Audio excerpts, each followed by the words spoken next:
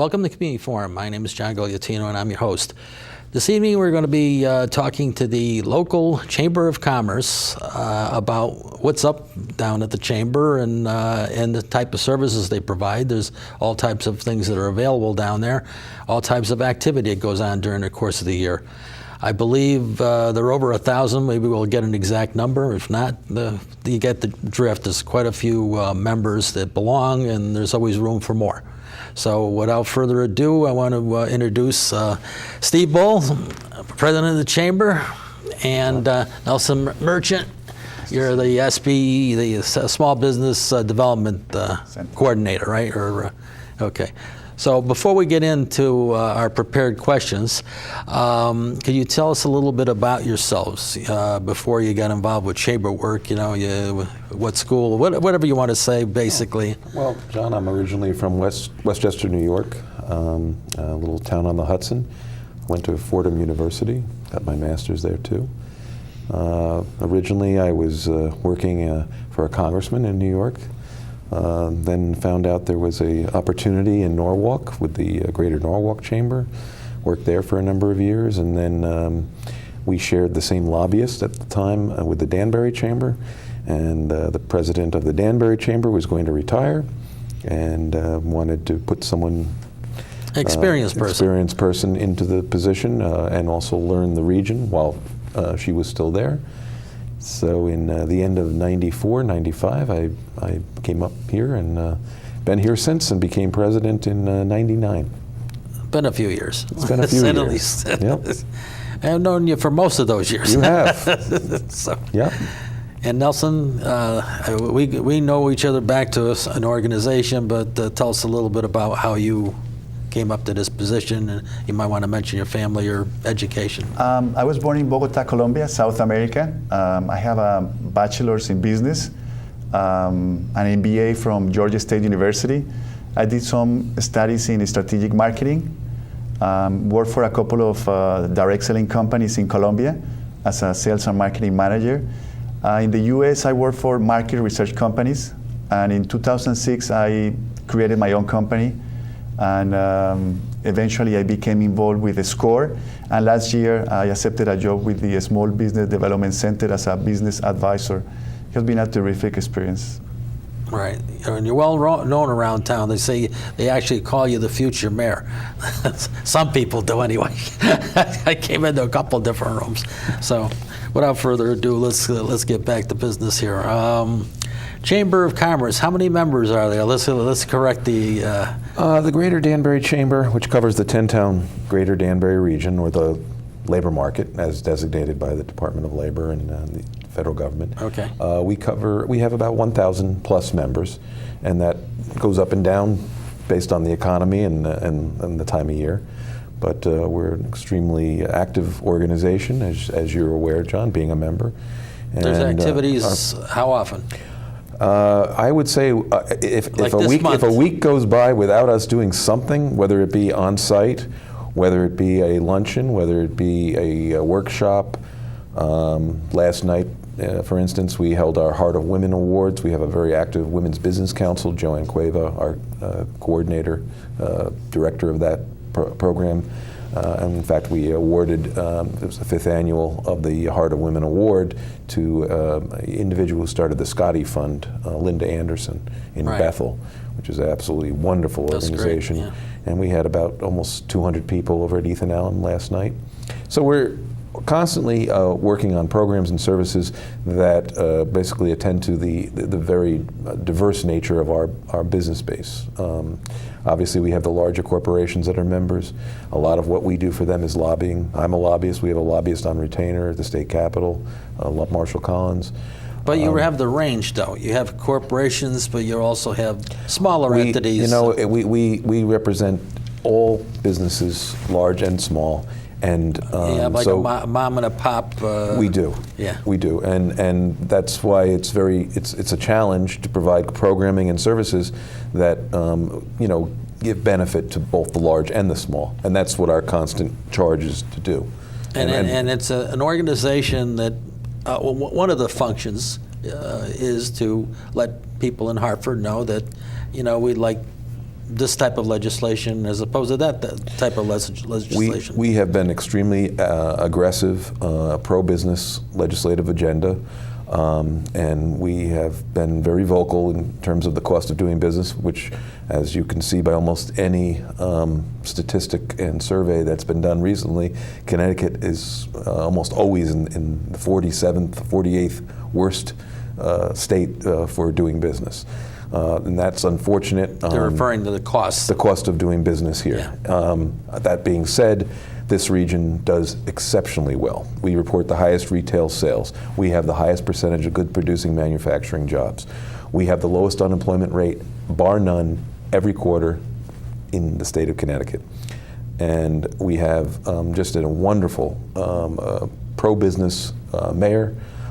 We have an excellent business environment, which even despite what our friends in Hartford do, we do very well. And is there a reason for that, a specific reason, or is it just a combination of all the factors that go into economic activity, that you have a large labor force? We have an extremely educated workforce. It goes back to our Hatting past. After Hatting was going out in the Danbury region, there was a very progressive group from the Chamber and from the Housatonic Development Corporation that went out and brought in manufacturing to the region. And because of that, we have an extremely diverse business base here. We don't have huge employers like other parts of the state. Our largest employer is Danbury Hospital. It's a little over 4,000 employees, and then smaller from there. So we don't have the vulnerability of, for instance, in the eastern part of the state, company if UTC moving and 500 right, people are gone. If UTC gets a cold, the entire community gets sick. Right.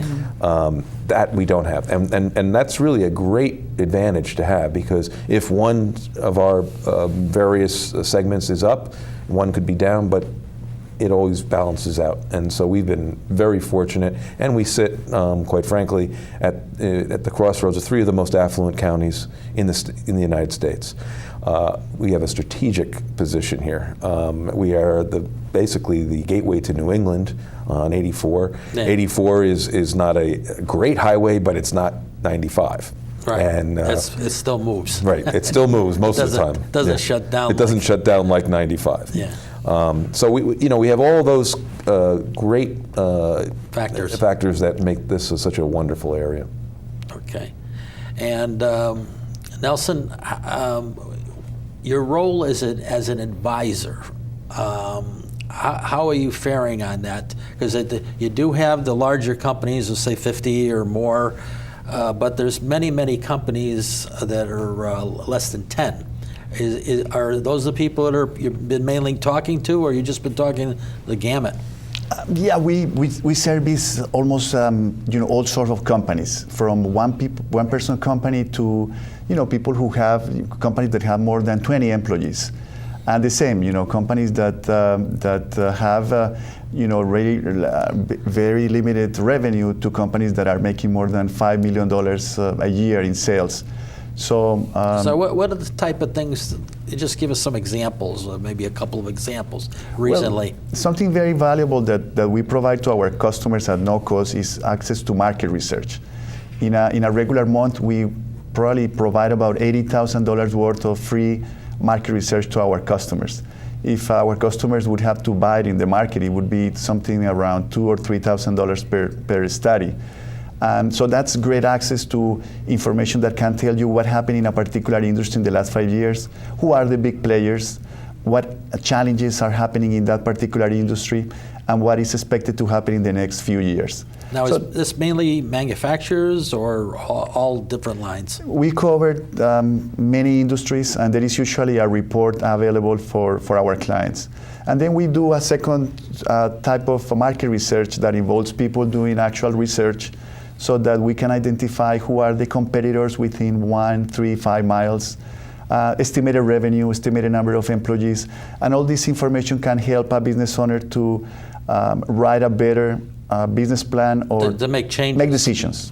Yeah, to make the changes that might make them more competitive. Definitely. Or her competitive. So market research makes a big difference in terms of writing a business plan or a marketing plan. Do you have any idea, this is for either one of you, do you have any ideas, how's the breakdown on ownership? Are there still mainly men that are the primary owners of business, or is it getting closer? Is it like 60-40%? Because so many women have gone into business now, and that's a big change from when I started in sales, you know, the type of business that I'm in.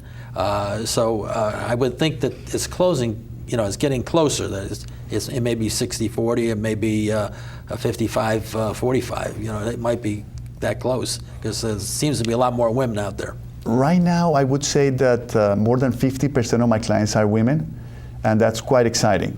You know, women, you know, bring a lot of unique skills, and it's amazing to work with them. Whether they're working on their own or they're working as a second, you know, income in the household, or they're working with the husband, but maybe it was their idea.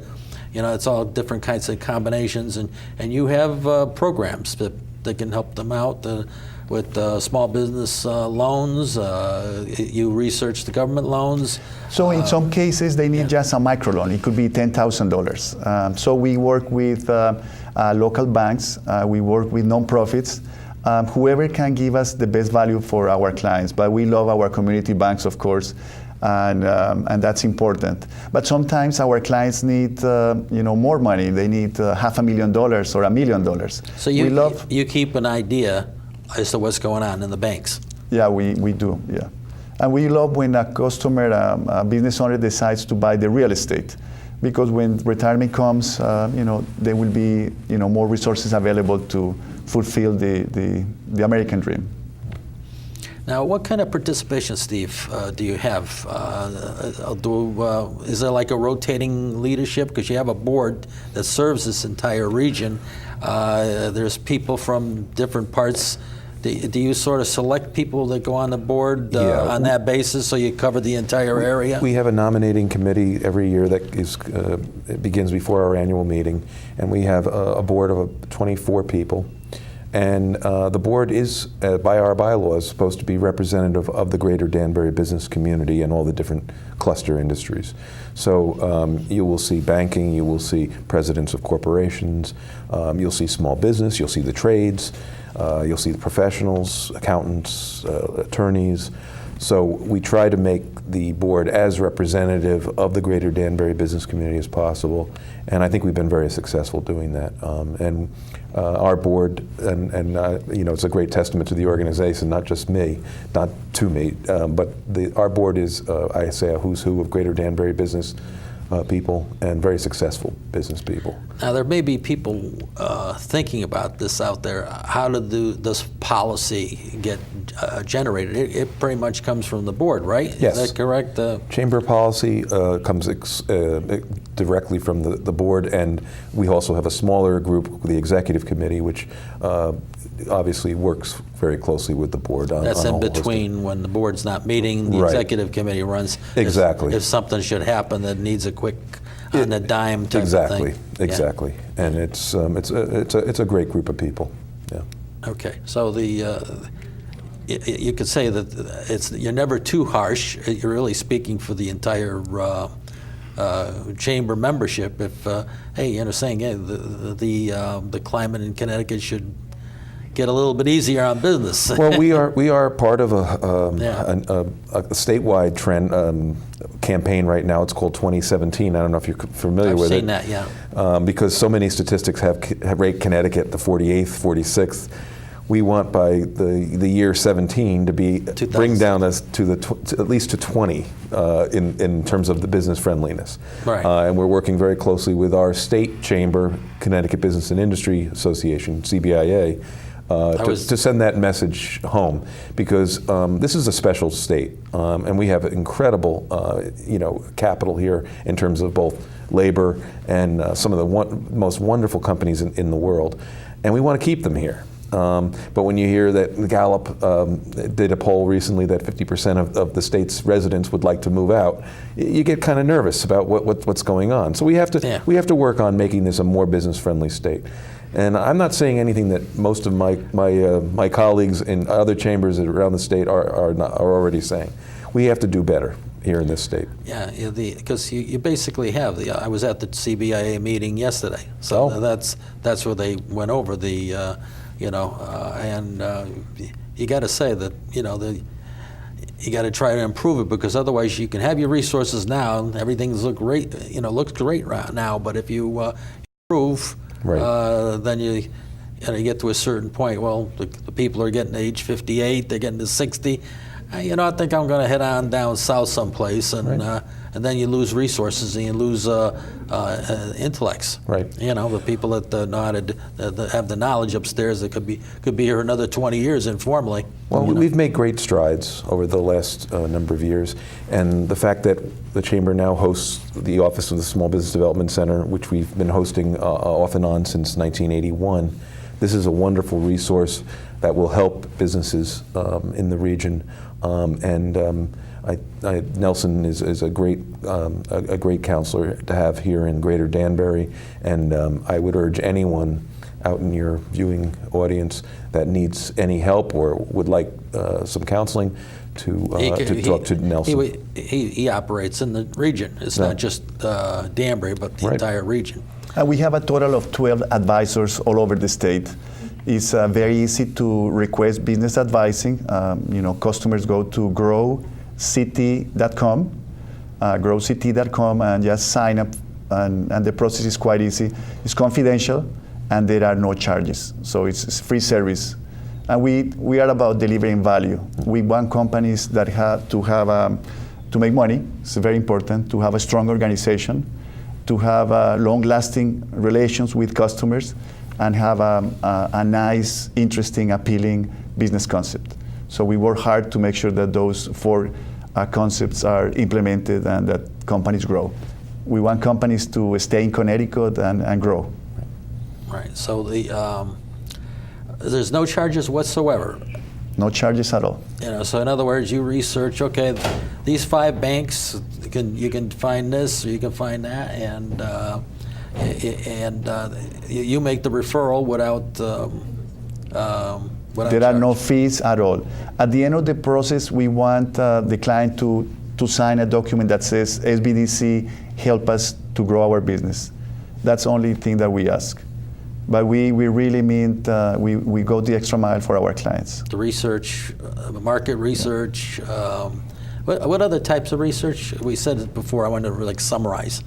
Okay, well, another research resource that we have is the ability to forecast, project financial statements. Yeah, that's what the projected sales. We have also access to another program that we bought that allows us to do benchmarking. So we compare the financials of our clients with similar companies in the region. And this is for any business. And this is for any business. That's remarkable. Yeah, so there are thousands and thousands of financial statements of companies in the U.S., and that allows us to do the benchmarking.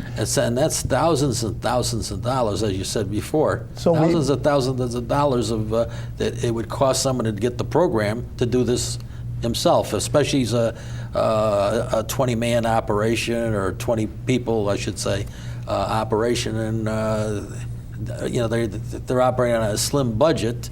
That can mean quite a bit to their company. Definitely. We have another tool. It's called Growth Wheel.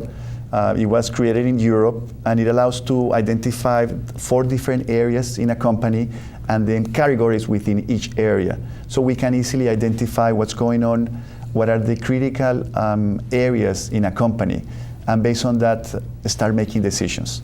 This is not about what to do in 2 years, but what to do within the next 30 to 90 days. Yeah, so if a company is doing multiple products that can help them, you really should be doing this, or differentiate between, let's say, 3 different product lines, and you should do this in the next 90 days, otherwise you may have problems down the road, right? That's correct. Yeah. And sometimes, we invite our customers and we assist them to apply for programs and incentives and matching grants from the state of Connecticut and the Department of Labor. So, they're available, and we assist them. We don't have any United Technologies here, but we do have companies that can take advantage of what's there, and if they can take advantage of it, why not? you Yeah, know? so the state and the Department of Labor have incentives if companies are hiring full-time employees. So it's just it's good news for small business owners. Okay. Is there anything else that you have that you can talk about? Another program that we haven't touched on.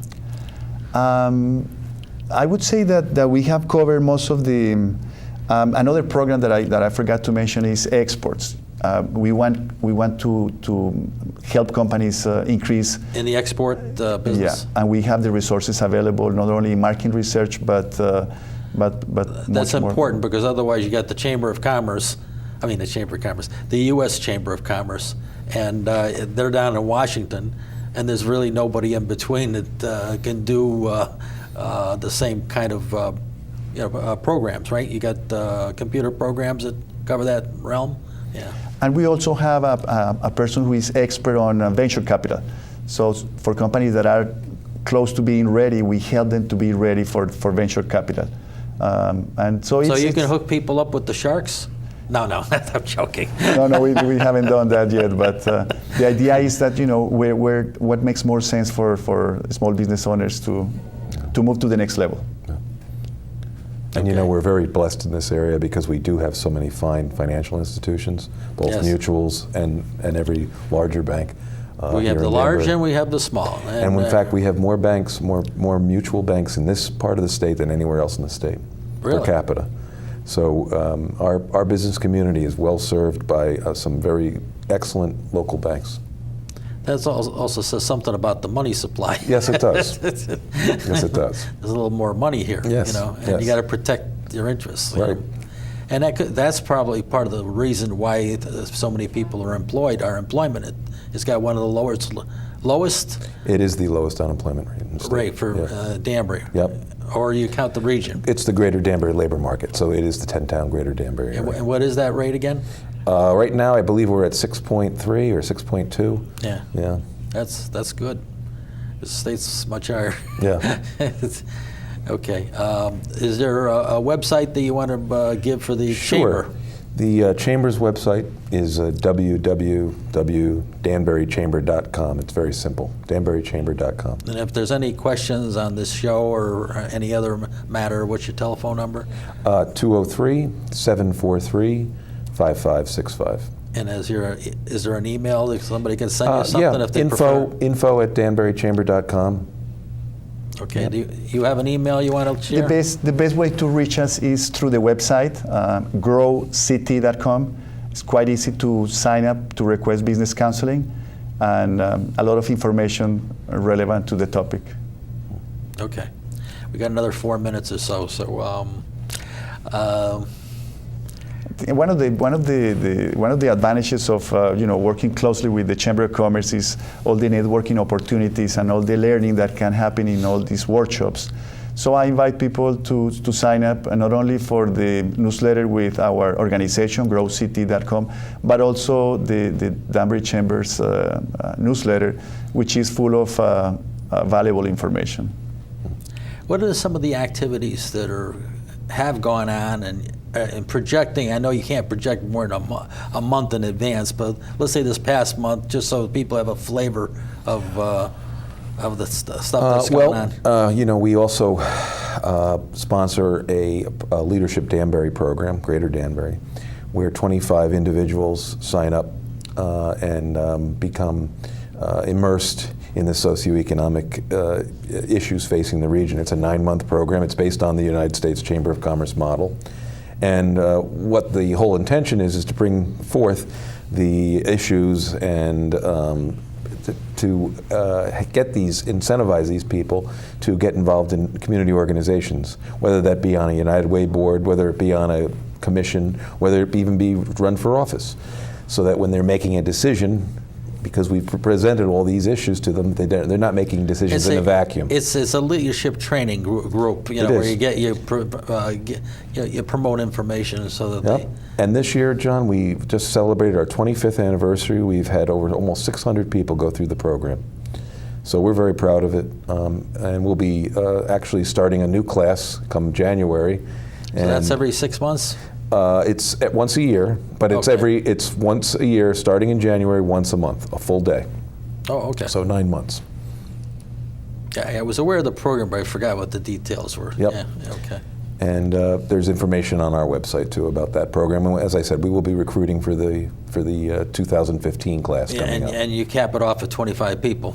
We try, Yeah. but it's very difficult sometimes. There's 27. Yeah, in depending on the past room. years, yeah. Depending on the room. Logistically, it's difficult because we do go on trips, and so sometimes venues don't lend themselves to more than 25 but 30 people, but we do our best. Oh, you go visitations? Oh yes, yep, around the district, I yep, imagine. yep. Yeah. We go. Manufacturers. We and, go to manufacturers. We go to. Sales. We spend an entire day talking about the environment. We go on the lake. We take a boat tour. Go to Down the Hatch. So we have every month it's a different subject matter, a different venue. So it's everything under the sun, the environment versus Yeah. manufacturing, and Yeah. how fracking doesn't apply to Connecticut. Right. Yeah, so sometimes the word fracking just people shake. Right. But everything's good, Yeah. overall. Yeah. Okay, and what's coming up in the next month? Do you have something at the We Scott have- Phantom Museum? Is that what We you- do. We have, a lot of what a chamber does is networking and Yeah. to encourage networking. So we obviously hold what we call our business after business networking receptions all over town, the region. And you're right, there will be one at the Scott Phantom Museum, not the Danbury History Museum. Yeah. It's the old name. That's the old name. And we'll be able to tour the facilities there. And also, I believe there's a quilt exhibit that People's Bank is our sponsor for that program. Right. We also have a seminar coming up on branding, which will be at the chamber. So we do programs both at the hotels, but also if they lend themselves to in our small conference room at the chamber. They're telling me we're running Oh. out of time. Well, That's 'cause they're thank you waving very at me. much. All right, well, thank you Thank for you, coming on John. the show. Yeah. I thank the viewers for tuning in to the community forum. Tune in next week, same time, same station, and we'll have another interesting program. Good night for now. We'll see you then.